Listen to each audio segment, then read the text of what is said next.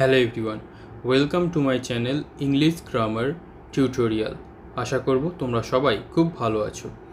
আজ আমরা ক্লোজ টেস্টের 11 নম্বর ক্লাসে চলে এসেছি। এর আগে আমরা ক্লোজ টেস্টের 10টা ক্লাস করে নিয়েছি। তোমরা যারা দেখোনি এখনও তারা তোমরা প্লেলিস্টে গিয়ে ক্লোজ টেস্টের যে প্লেলিস্টটা রয়েছে ওখানে পরপর সাজানো রয়েছে, ক্লাসগুলো দেখে নিতে পারো।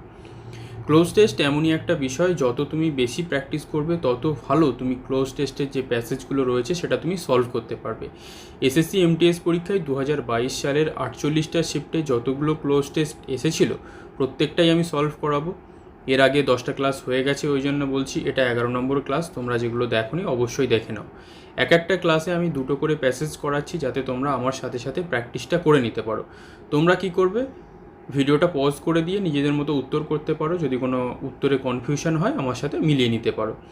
এছাড়া এরর কারেকশন, সেন্টেন্স ইমপ্রুভমেন্ট, তারপরে ইডিয়মস, এইসব ক্লাসগুলো হয়ে গেছে 2022 সালে যেগুলো এসেছিলো পুরোটাই কভার করিয়ে দিয়েছি। এরপরে আমরা যেগুলো বাকি আছে সেগুলোও কভার করব।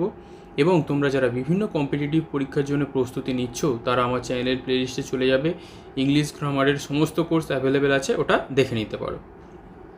ক্লিয়ার? তাহলে আজকে আমাদের প্যাসেজ শুরু করা যাক। ফার্স্ট প্যাসেজ কি বলছে?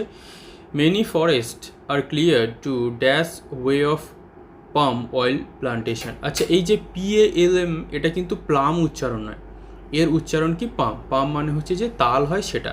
তাহলে অনেক যে বন জঙ্গল সেগুলোকে পরিষ্কার করে দেওয়া হয় টু ড্যাশ ওয়ে, কিসের জন্য? রাস্তা করে দেওয়ার জন্য, ফর পাম অয়েল প্লান্টেশন, যাতে কি তালের যে তেল সেই প্লান্টেশন করা যায়। তাহলে to made, take, make, give. Made কখনোই হবে না, কারণ আমরা কি জানি টু এর পরে ভার্বের ফার্স্ট ফর্ম বসে।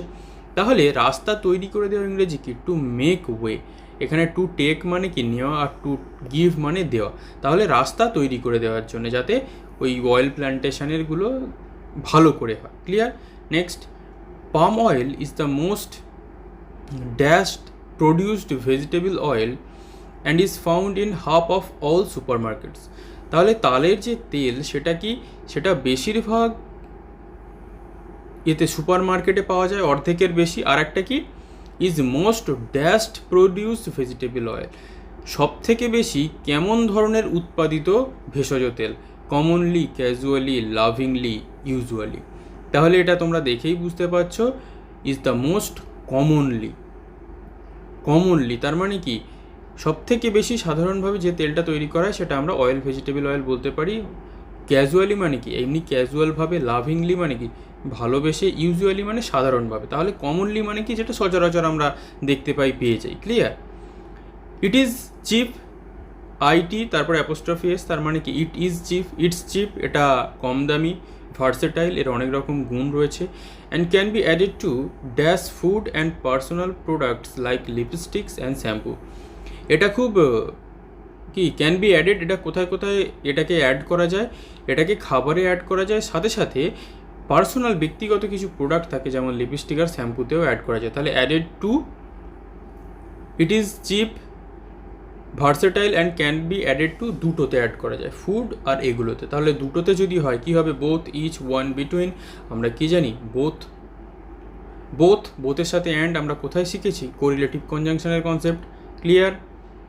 Dash popularity has dash people to clear tropical forest to grow more palm trees. তাহলে কি? ড্যাশ পপুলারিটি, কার জনপ্রিয়তা? আওয়ার, আমাদের, ইটস, এটার, ইট ইজ, এটা হয়, দেয়ার, তাদের।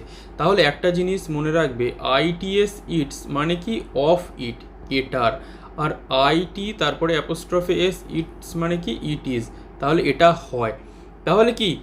এটার পপুলারিটি, তার মানে কি? Of it. তাহলে কোনটা সঠিক হয়ে যাবে? ITS ইটস, ইটস পপুলারিটি, এর জনপ্রিয়তা হ্যাজ ড্যাশ পিপল, কাদের কাছে গিয়ে পৌঁছে? ব্যাফেল্ড। ব্যাফেল্ড মানে কি? হতবুদ্ধি করে দেওয়া। ডিলাইটেড, আনন্দিত করা। কিউরেটেড, সাজানো। প্রম্পটেড, কোনো কিছু করতে উৎসাহিত করা। তাহলে কি সঠিক উত্তর হয়ে যাবে কি? প্রম্পটেড। কেন?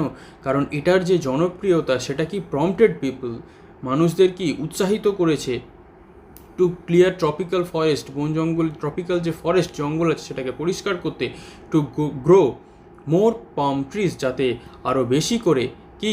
তাল গাছ গ্রো করা যায়, উৎপাদন করা যায়। তাহলে কি এই 5টার মধ্যে কত স্কোর করতে পারলে অবশ্যই জানাবে। আশা করছি তোমরা 5 আউট অফ 5ই স্কোর করে দেবে। তাহলে প্রথম প্যাসেজ কমপ্লিট। যদি কোনো কনসেপ্ট বুঝতে অসুবিধা হয় অবশ্যই জানাবে আমাকে। Next passage 2, close test. Speech pathologist are dash in communication disabilities.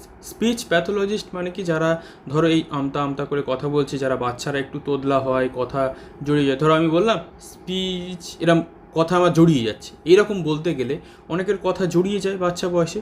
তারা যাদের এটা চিকিৎসা করে তারা কারা? Speech pathologist. সেই স্পিচ প্যাথোলজিস্ট কীরকম?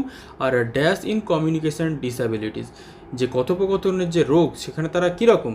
কোয়াক্স, teachers, experts, relatives. Very good. যারা কোনো কিছুতে এক্সপার্ট হয়, যেমন এরা কি, কথা যদি কেউ উচ্চারণ ভুলভাল হয় বা তোদলা মতো হয়, তাদেরকে আমরা কি বলি? Speech pathologist. Clear? They work within multidisciplinary health care teams. তারা বিভিন্ন মাল্টিডিসিপ্লিনারি হেলথ কেয়ারের স্বাস্থ্য দপ্তরের সাথে কী করে? কাজ করে।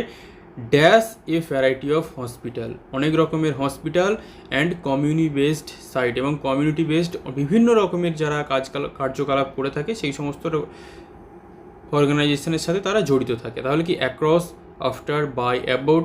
তাহলে কি অ্যাক্রস কেন?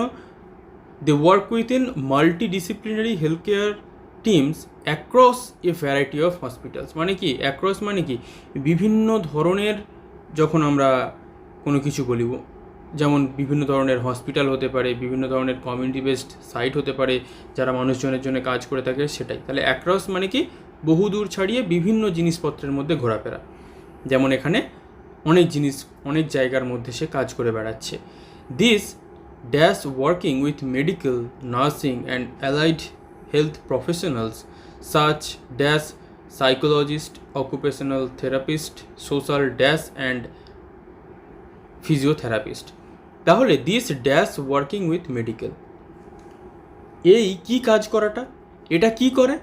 যে দিস ইনক্লুডস, ইনক্লুডেড, ইনক্লুডিং। তাহলে এই প্যাসেজটা পুরো আমরা কিসে দেখতে পাচ্ছি? প্রেজেন্ট ইনডিফিনিটে লেখা। তাহলে এখানে ভার্বটাও কী হবে? This includes. এর মধ্যে কী কী ইনক্লুড রয়েছে? তারা মেডিকেল টিমের সাথে কাজ করছে, নার্সিংয়ের সাথে কাজ করছে, বিভিন্ন হেলথ প্রফেশনালের সাথে কাজ করছে।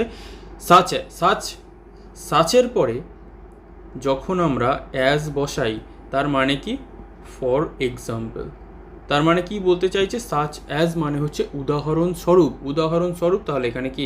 Than, so, like, as. তাহলে অ্যাজ হয়ে যাবে আমাদের সঠিক উত্তর। তাহলে সাচ অ্যাজ উদাহরণস্বরূপ কারা? সাইকোলজিস্টরা রয়েছে, অকুপেশনাল থেরাপিস্ট তারা রয়েছে, সোশ্যাল আমরা কি বলি?